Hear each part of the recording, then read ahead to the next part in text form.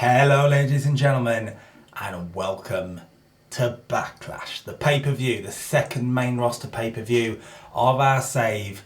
And tonight, this pay-per-view will hopefully be something special.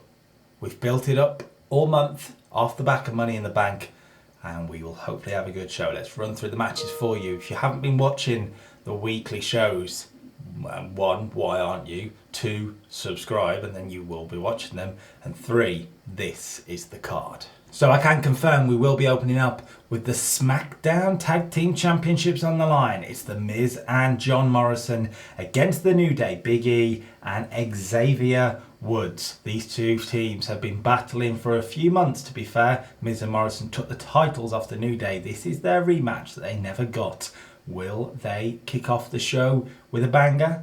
Well, we will find out. The Raw Tag Team Championships are also on the line. The Disciples, that's Buddy Murphy and Shelton Benjamin, taking on the Viking Raiders. Will the heels keep hold of their belts, or the Viking Raiders have an experience to remember? The United States Championship will be on the line in a 2 out of 3 falls matchup. It's Andrade defending against Ricochet. Ricochet has seemed to cause Andrade some problems over the past few months, but he's managed to keep hold of the championship. Will he do the same again tonight in what could be Ricochet's final shot? It's 2 out of 3 falls between two good workers and hopefully a great matchup. I'm hoping for a great matchup here as well. The Money in the Bank briefcase will be on the line. AJ puts it all on the line against Kevin Owens. AJ Styles, Kevin Owens with a Money in the Bank briefcase on the line.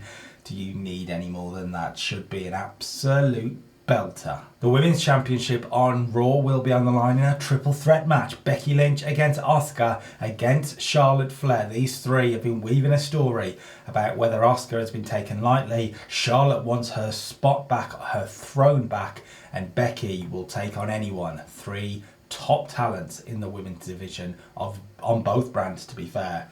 Hopefully they will show how good they are. The SmackDown Women's Championship will see Bayley defending against Mandy Rose. Mandy Rose, who's never been established as a top worker, against Bayley, who's perhaps the top worker in the whole company in terms of the women's divisions.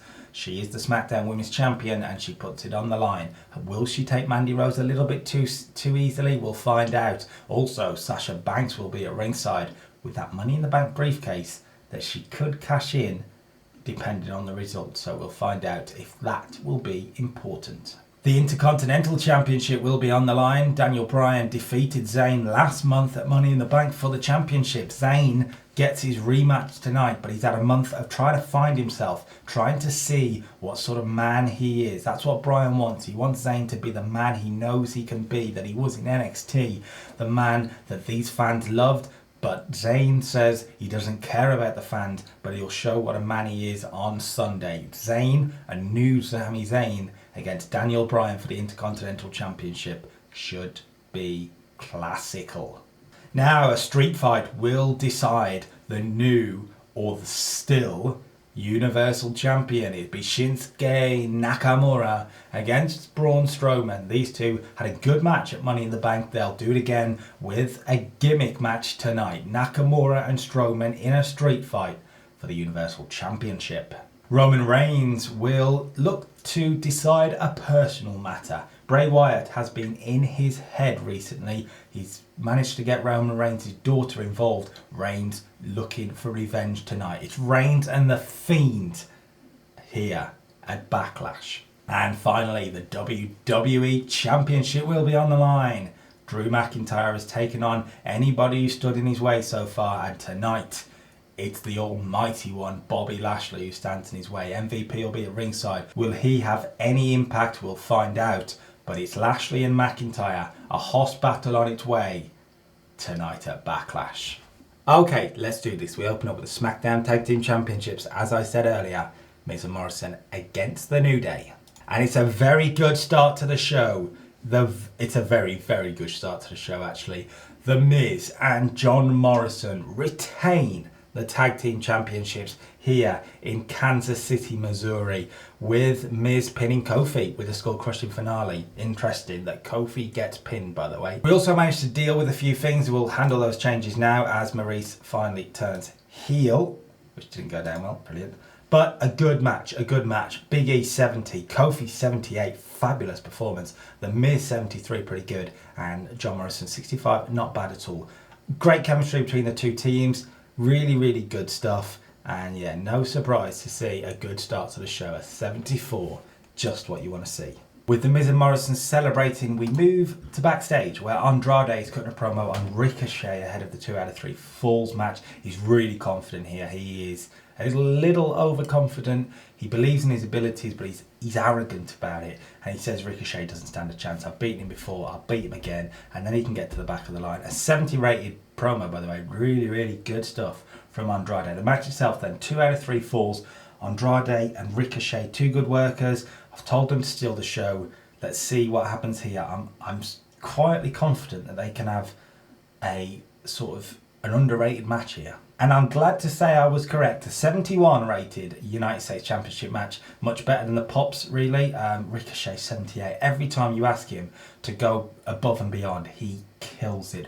But tonight was not his night. He does not win the United States Championship. Andrade successfully defends, winning 2 Falls to 1 with a Brilliante driver in the end. Andrade still US champion, and he's earned the defence. That's the main thing. We're trying to sort of hype up the US Championship a bit more with good workers, similar to Smackdown with Bryan and Zayn.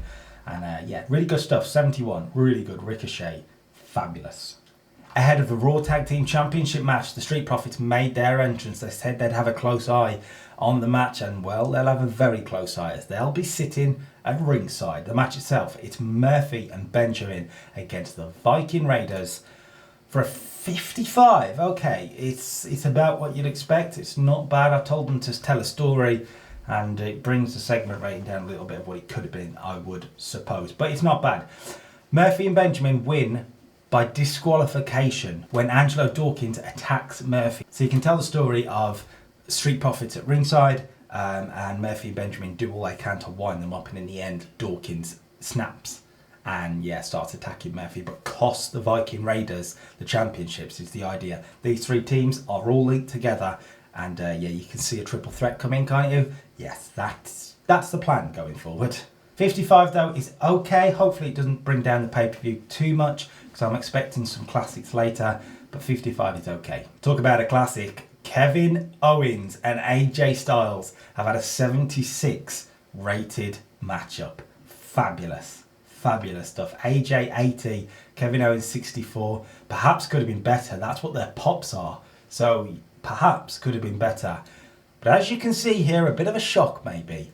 Kevin Owens defeats AJ Styles to win the Money in the Bank briefcase. Do not rush over that right there. A fast counted pinfall by the referee.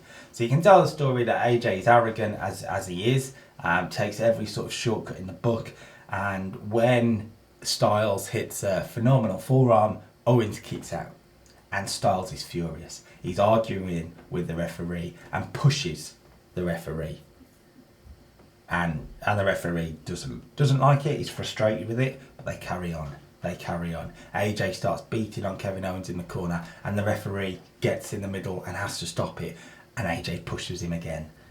Getting frustrated, getting fed up of AJ Styles is the referee. So in the end, this is how it happens. Owens is down, AJ Styles is arguing with the referee, and the referee has enough. He pushes AJ Styles. Styles falls backwards into the roll-up of Kevin Owens, and the referee counts very, very quickly the 1, 2, 3. Kevin Owens has won the Money in the Bank briefcase. He's won the match.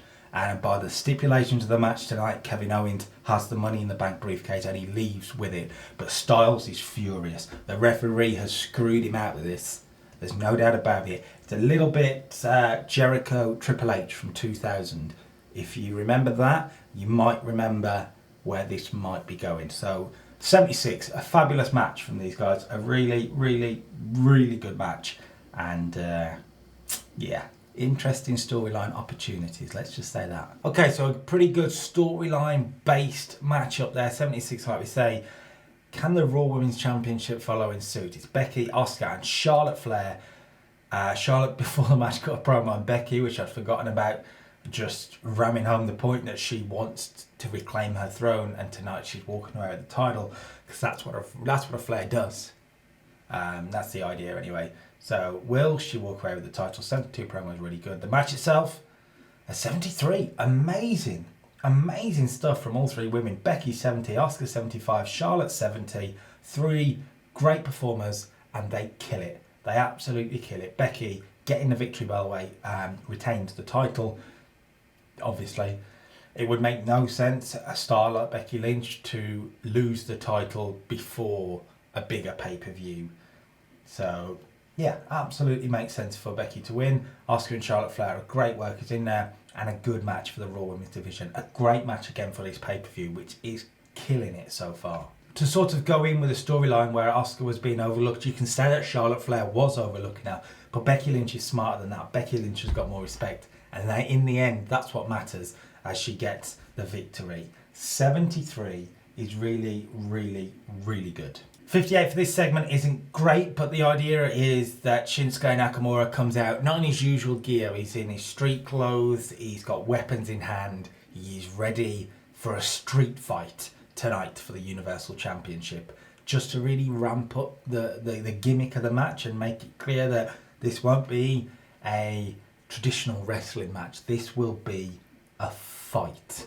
So Nakamura and Strowman for the Universal Championship. Hopefully it'll be a good match, and it is. 71. Probably could have been better actually. Nakamura was held back by the chaotic nature of the match. He's not fantastic in it, but he did well enough with a 71. 76 from Braun is very good, and a 71 rated match, fantastic. It says hardcore, it's a street fight, and Braun of course retained the title. He's beaten Nakamura twice now. In theory, he's done with Shinsuke Nakamura. Braun Strowman now will be going on to possibly bigger and better things at Extreme Rules, and then maybe further on at SummerSlam. But a really good match again. A really good match again. This card is coming together really nicely.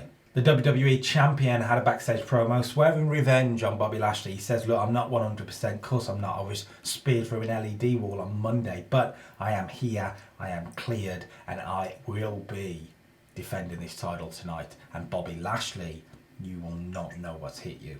Up next, the Intercontinental Championship on the line. Bryan and Zayn got a 77 last month. Can they beat it here?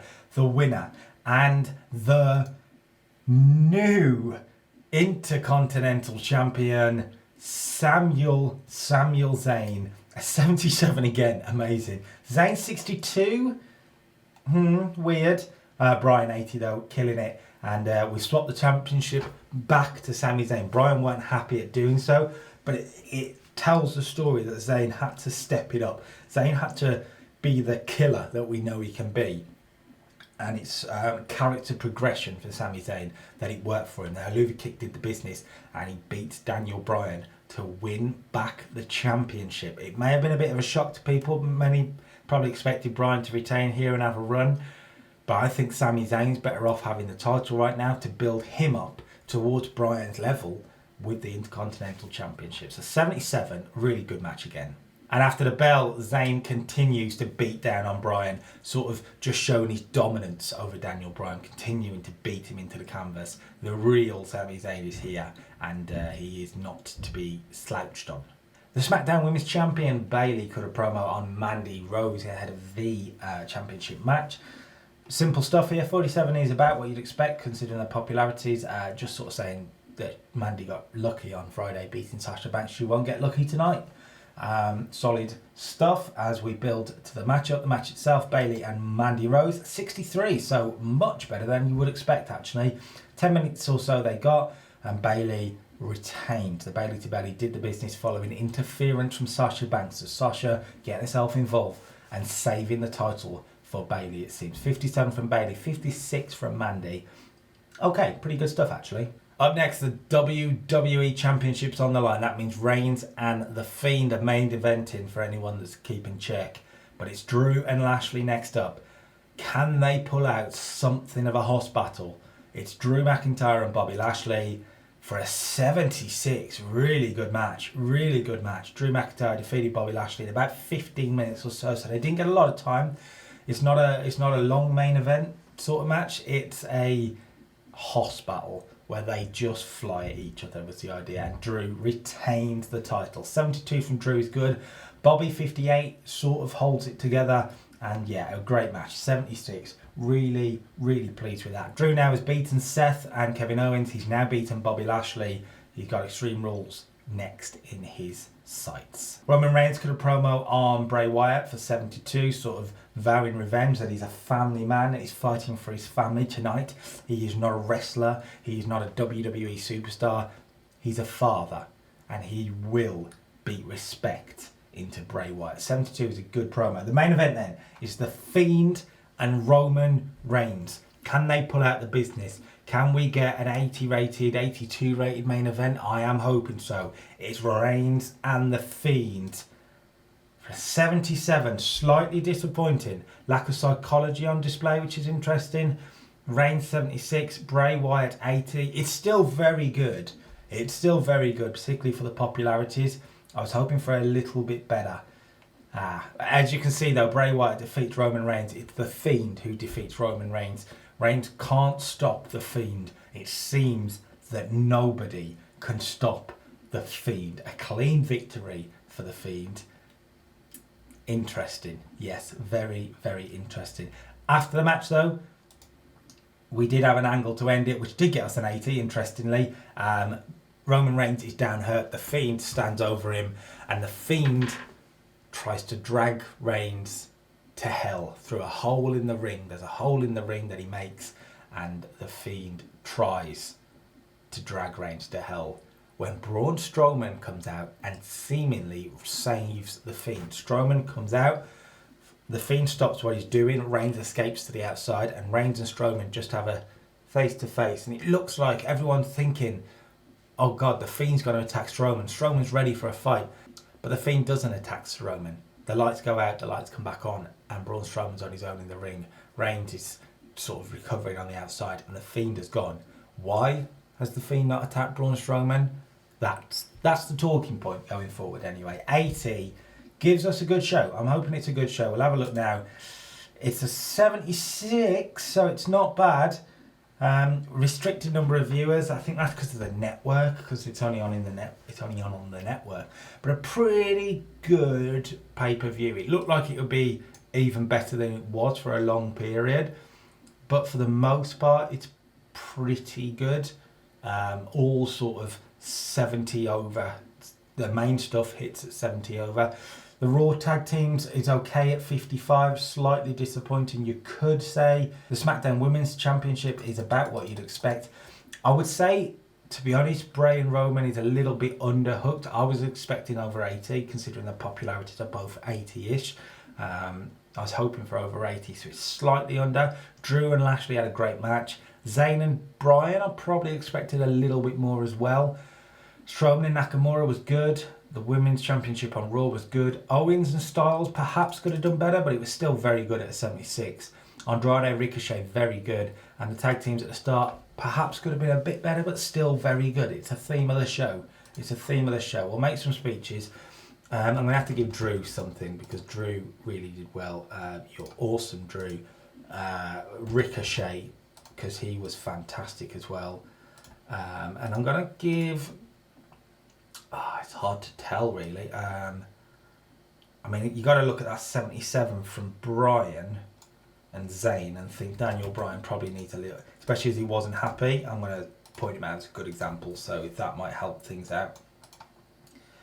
They all seem quite pleased, and they are. And that's it then. Backlash in the books, and we move on to Extreme Rules. That's where we're heading next. Extreme Rules, the final pay-per-view, I think, before SummerSlam. So we need to start setting things up for one of the biggest pay-per-views of the year, really, and it's worth remembering that. If I do have a look at events here, so where are we? Extreme Rules next, and then SummerSlam. So we do need to start ramping it up, and that's the plan. That is the plan. As you can see here, there's actually some news that we'll have a look at for once. Wrestler of the Year so far has been given as Kenny Omega, no surprise. Company of the Year is AEW, no surprise in this database where they're hitting 90 rated main events with, yeah, I've got no chance of hitting that right now.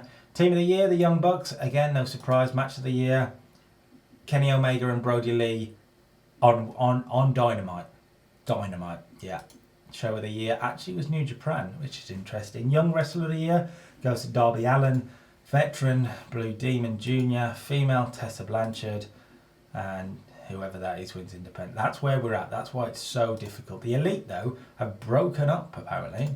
But that, ladies and gentlemen, is Backlash. It's in the books. If you like the pay-per-view, like the video, because that's the only way I know if I'm actually doing anything any good with this, it seems. I thought it was a good pay-per-view. I thought it was a quite good pay-per-view. It's nothing spectacular, but solid. Solid to impressive is the best way to say it at times.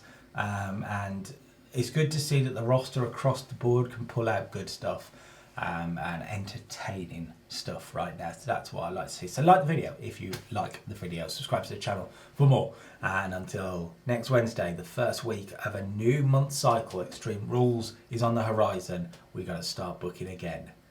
Peace.